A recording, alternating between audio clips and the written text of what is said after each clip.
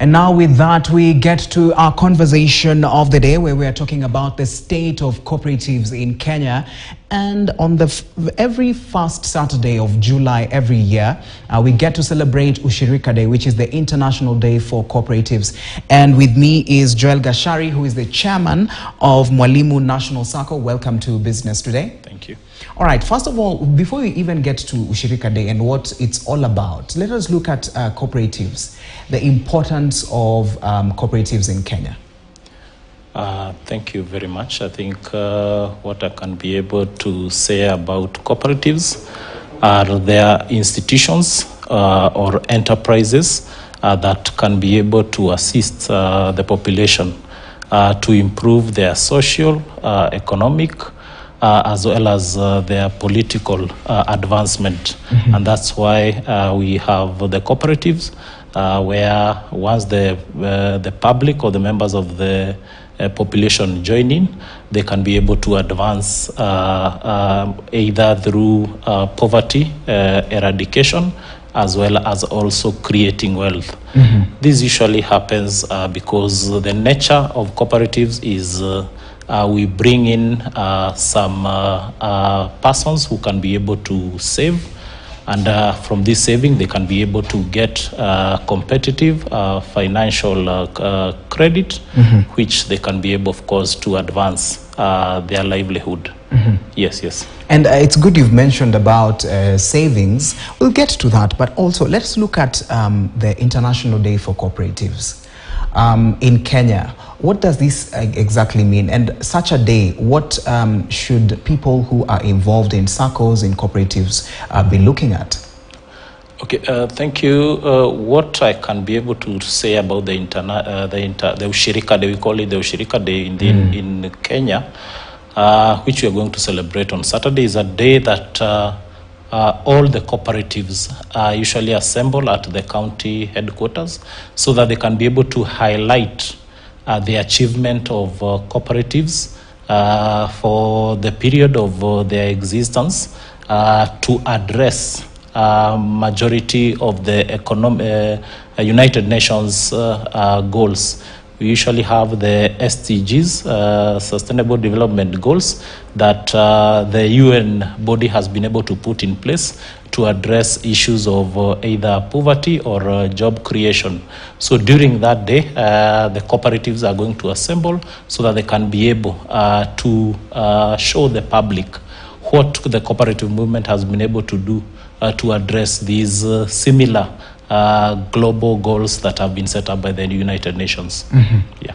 All right, and now let's move on to savings, because this is basically one of the main reasons for forming cooperatives. Yeah. All right, now let us look at the finance bill, and with all these now taxes that have been added and others introduced, of course they are going to affect the savings culture. Yeah.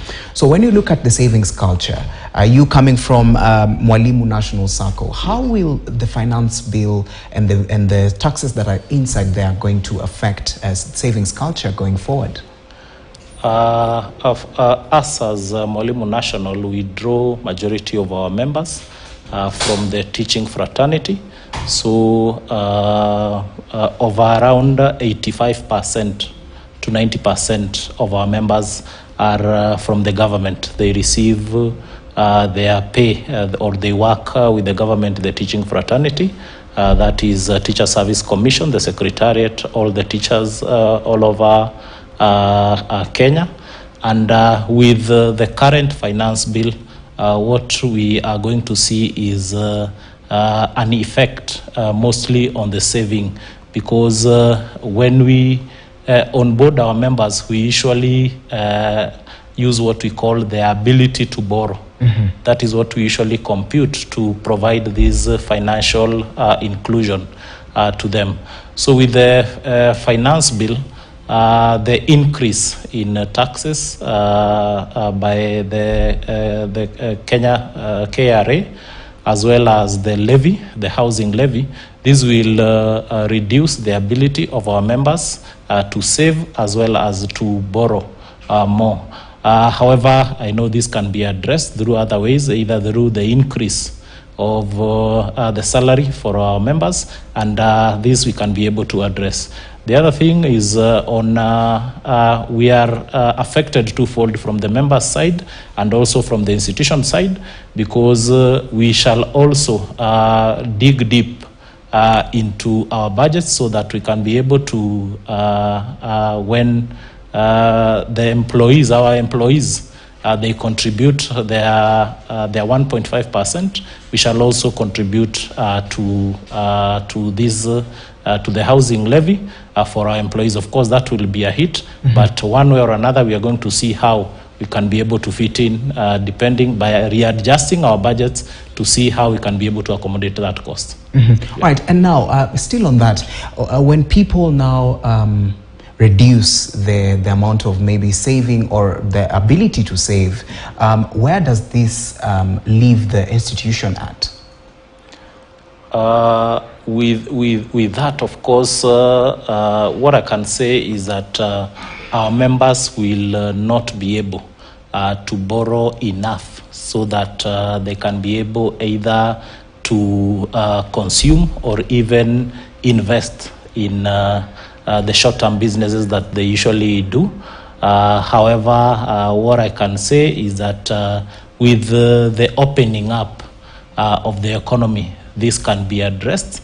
I know also with the change of the CBR rate, it will have an effect in our institution, because we might not be able to provide the credit at the competitive pricing that we are, lest we find ourselves eating into the returns to our members, so that we can be able to achieve that. All right, and now let's move on and also look at the cooperatives have, of course, the power and the mandate of ensuring inclusivity for everyone, and especially youth and women. And now talk about the empowerment that this particular set of people need to have, and also financial inclusion, because you've spoken about it, and also considering we are now in a bottom-up sort of government. So what does this mean when it comes to the young people and also the women who are trying to get into this? And also with the taxes that we have, how does it compound when it comes to now bottom-up type of government? With the bottom-up type of government, mostly on the youth as well as the women, I know this provides a challenge for this cadre of membership to consider either joining the cooperative or increasing the ones who are already in the cooperative from increasing their savings.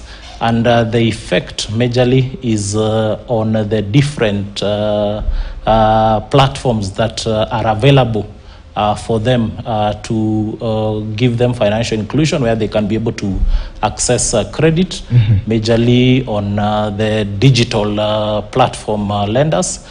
This has really constrained the youth as well as the women. And the major effect has been on the youth, because they have not been able to embrace the cooperative culture. However, as Mwalimu and the other peer organization, we take this to a next step, whereby we provide education to our members, because as much as we have that effect of majority of our members are advanced in age, they are the ones who can be able to provide education to our youth and give them the essence and the importance of why they need to join the cooperative and be able to advance economically as well as socially. Yeah. And now, with the current situation, of course, the economy is where it is. Are we looking at some of the members trying to maybe say, okay, I don't want to continue with this? And what are the implications when it comes to now someone wanting to leave a particular circle, or they default on the payment on payments from the money they were given? I think this is something that is going to have a big effect on the circles in case the current members want to exit from the cooperative movement. If you look like now the SACCOs, our model is that when you access financial credit, you are guaranteed by your other members. And in case you find a member defaulting, the burden now shifts to the guarantor. Yes. And this will not augur well to the development of the country. Otherwise, we also look for other ways and provide facilities that either are collateralized so that we do not burden or overburden our members who guarantee the ones who take the payslip loans. Yeah. And now, also, let's look at the reforms that are supposed, that are there in cooperatives, and what you think needs to be done when it comes to the new reforms that maybe might be introduced and going forward. The reforms that are they really working for the cooperatives, and what do you think are the gaps within the reforms that are there? Currently, looking at within the country, there are quite a number of reforms that are being undertaken, especially in the agricultural sector. And I know the effect will be positive. Look at what is happening currently in the coffee sector. A lot of engagement between the government as well as the leadership of the coffee sector. We also have in the tea sector, whereby the farmers have not been benefiting when they sell their produce. I know with these changes in these reforms, they are going to be beneficial to those institutions so that their members can be able to benefit from what they are going to get once they sell their produce. So generally, we want to say what the government is doing is going to be instrumental to assist the cooperative movement. And I know moving forward, as we also await the enactment or the amendment of the cooperative bill, which is going now to have an effect on all of us, I think it will be a positive note to the movement. All right, and finally, what can Kenyans or farmers expect on Saturday after the Ushirika Day? What are we looking at in terms of the new things that are going to come up in this space? You can give us your sentiments as we even close the conversation. What I can say is that this is a day that we can be able to showcase what we usually do as a cooperative movement. Different counties, of course, we are going to have processions as well as display of the product that emanate from these cooperative societies. So the public should look forward to see what from the different counties, the different cooperatives can be able to showcase, whether it is on the North Rift, whether it is on the Mount Kenya region. I know when it comes to the milk, we have quite a number of cooperatives in the dairy sector. They can be able to display their products. And for us who are civil servants, we shall be there to also display what we have been able to do to achieve financial inclusion to all our members in the government sector.